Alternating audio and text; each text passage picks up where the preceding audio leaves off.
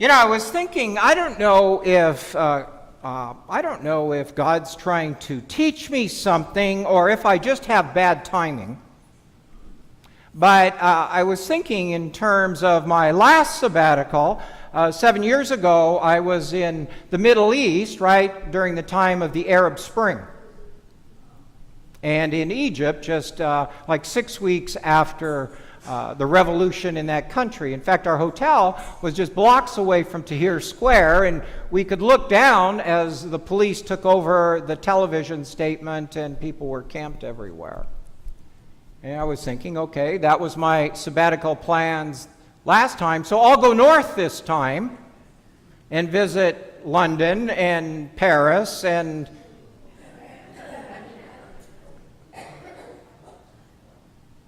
I just don't know if God's trying to teach me something or I have bad timing. Yeah, when I think about it, there's always this hesitation, right, when you travel. There's always a hesitation, and of course when you turn on the news or read the paper, it just exacerbates that, and you feel kind of tense. Yet when you step back, you have to ask yourself the flip of that, why wouldn't you go? What is there really to stop us? Have you ever, has anyone here ever driven down Gulf Boulevard during tourist season? It is a highly dangerous route and path. In fact, the only time, when I had a motorcycle, the only time someone almost hit me was a church member. Hazel Sinclair. She almost nailed me one time. See, so it's all kind of relative, is it not?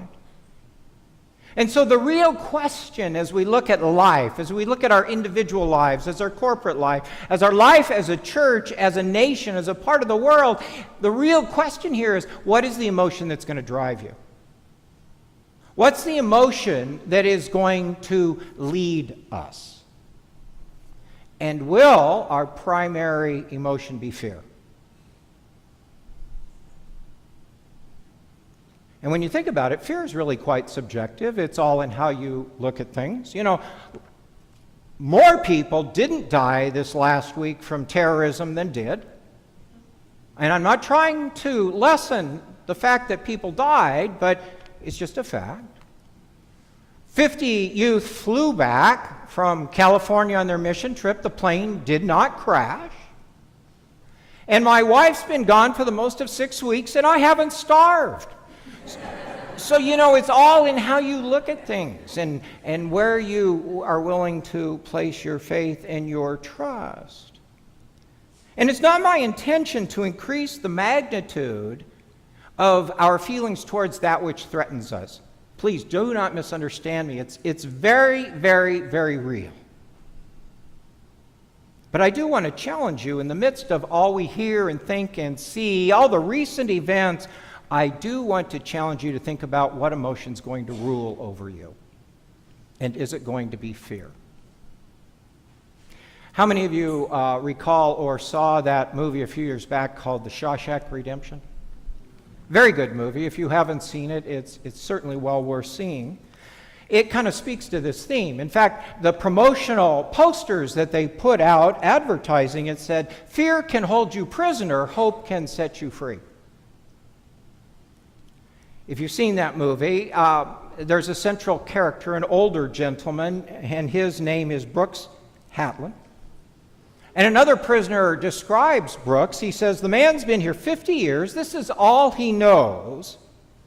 And in here, he's important. In here, he's an educated man. In here, he's somebody. Outside, he's nothing, just a used-up con. Probably couldn't even get a library card if he tried." Then he goes on, he says, these walls that surround us, they're kind of funny because first you hate them, then you get used to them. Enough time passes, you begin to depend on them. They send you here for life, and life is what they take away from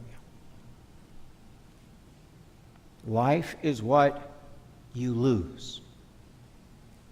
And when Haemmelmann is finally released from prison, the freedom he receives, he just can't handle it. In fact, it literally drives him to take his own life. But before he does so, he makes a comment. He says, "You know, it is a terrible thing to live in fear." To live in fear. And I go back to that quote, "The walls are funny. First you hate them, then you get used to them. Enough time passes, you depend on them. They send you here for life. And life is what they take away from you." The walls of fear. I would submit to you that fear is the default emotion today. That's where people just kind of click to. That's the default for their lives. Resulting, and all of us know this, that fear does two things, right? One of two things. What are the two responses to fear? Fight or flight.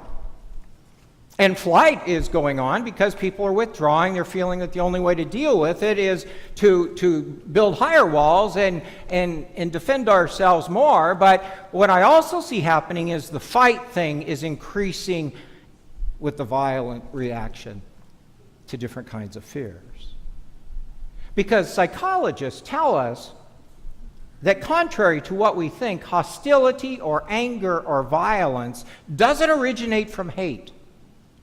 Psychologists say that it is a secondary emotion that comes from fear.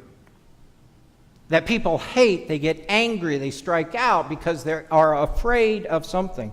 They're afraid, they have fear that someone's going to take something away from them they believe is there. They have fear that somebody is out there to get them, even though they don't know who that is. They have fear of things that are different. They have fear of the unknown. They have fear of things they don't understand. They have fear of losing control.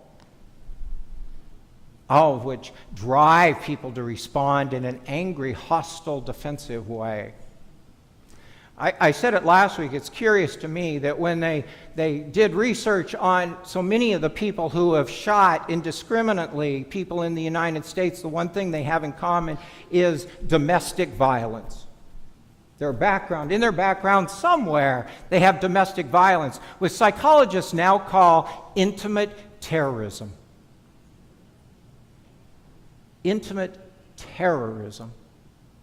That someone who feels they have no control or not enough control out there, or things are changing and they come home and they become violent or angry with their spouse because they're afraid they're losing something. They're afraid they don't have something. That this anger is a secondary emotion from the fear. And if you don't believe this, let me use a personal example. I hate swimming. Anybody here hate swimming? Am I the only one who hates swimming? Be honest now. I hate swimming. You know why? Because I have a fear of drowning. There's a lot of things like that. So never try to throw me in a pool because I will react angrily. You see? And as fear grows, it spreads. It's insidious. It feeds on itself. It intimidates. It grows by intimidating as well as trying to rally people to its cause. And in the process, fear becomes toxic. And it spirals out of control. And so in response, because we have to admit, we don't know what to do anymore. We buy more guns, we build higher fences, we get fancier alarm systems and cameras. We live on edge. Always on alert. Always on alert. Openly admitting we don't know what else to do. You know that the state of Alabama has now ruled that a church may have its own legitimate, certified police force. Now, how contrary does that seem? That a church may have on staff its own gun-carrying police. Where will it end? Well, I think it ends when we accept Jesus' words here. When we accept the counseling of Jesus, Because Jesus says there is a place for fear, but it's interesting where he puts it. Jesus says, don't fear those people who can kill your body. He says, fear those people who will kill your soul. Fear those people who will take away what's precious, the values, the ideals, the goals, the high callings. Fear those people, or fear that. Don't fear people that can kill your body. And I fear that our world, in many respects, is on the edge, the precipice of taking its last breath in this regard. I say this in the sense that until we recognize that we're not going to live that way, we're not going to respond that way, we're not going to go down that road anymore, enough is enough. Enough of labeling others as the problem. There's enough of that to go around for all of us.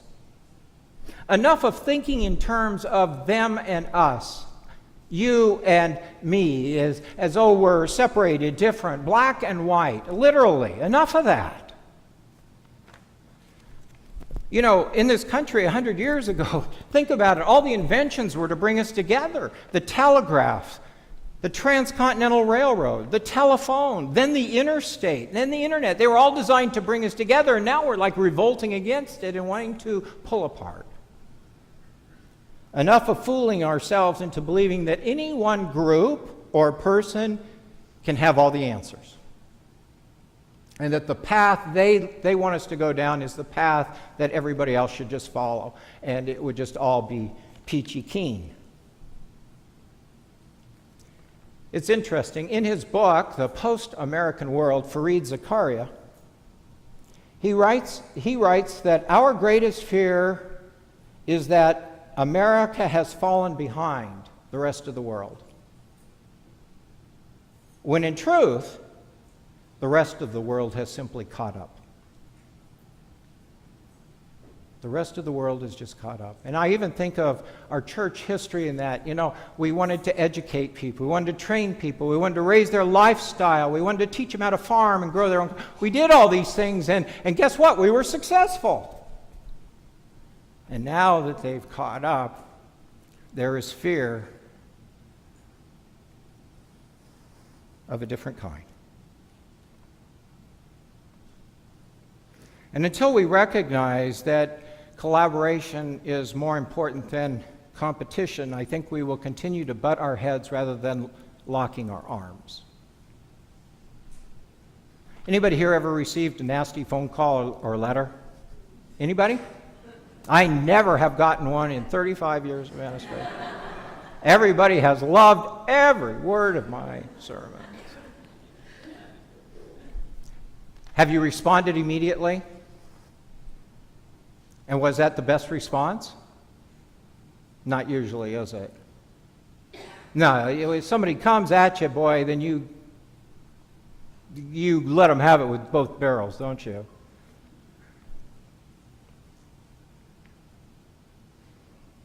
But the truth is, there's two sides to every story, and no one is entirely innocent, right, in any situation. And when we give it time, our better self emerges. And it provides a much healthier response, which may or may not fully resolve the situation, but it doesn't get worse. It doesn't get worse. Words kill people as much as guns. Anyone here know how many times the phrase "fear not" appears in the Bible? Anybody got a guess? How many times do you think the phrase "fear not" appears in the Bible? 754. Do I hear 755?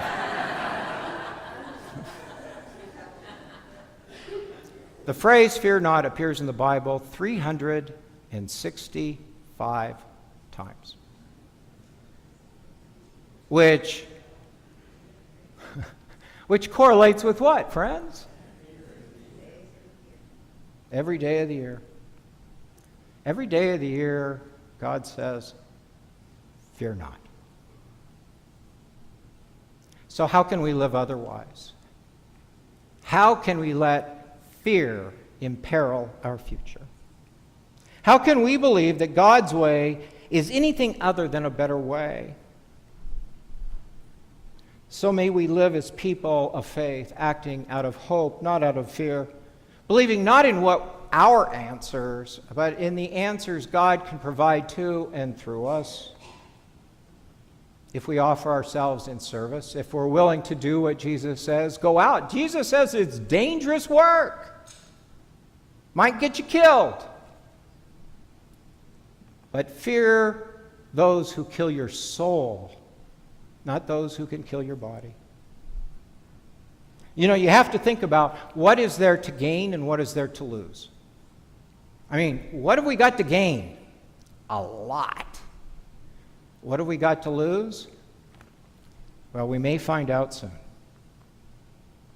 Fear not those who can destroy the body, but those who kill your soul. Jesus says, live. Fear not. Let us pray. Great God, who has told us that vengeance is mine, save us from ourselves. Save us from the vengeance that might be in our hearts and the acid that would destroy our souls. Save us from our desire to hurt as we have been hurt, to punish as we have been punished, to terrorize as we have been terrorized. Give us the strength it takes to listen rather than to judge, to trust rather than to fear, to try again and again to make peace even when peace eludes us. We ask, O God, simply for the grace to be our best selves. We ask for the vision to be builders of the human community rather than its destroyer. We ask for the humility to understand the fears and hopes of other people. We ask for the love it takes to bequeath to the children of the world more than the failures of our own age. We ask for the heart it takes to care for all people, people very different from us, people of Afghanistan or Iraq or Palestine, Israel, as well as ourselves. Give us a depth of soul that might constrain our might, to resist the temptations of power, to refuse to attack the attackable, to understand that vengeance begets violence, and that to bring peace, not war, is our calling wherever we go. For you, O God, have been merciful to us. You have been patient with us. You have been gracious to us. May we be merciful and patient and gracious and trusting with these others whom you also love.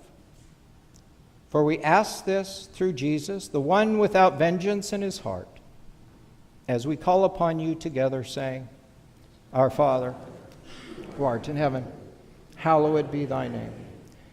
Thy kingdom come, thy will be done, on earth as it is in heaven. Give us this day our daily bread, as we forgive our debtors. And lead us not into temptation, but deliver us from evil. For thine is the kingdom and the power and the glory forever. Amen. Jesus said in this text, generous, be generous. He said, you have received much, be generous in giving much. I now invite you to come forward.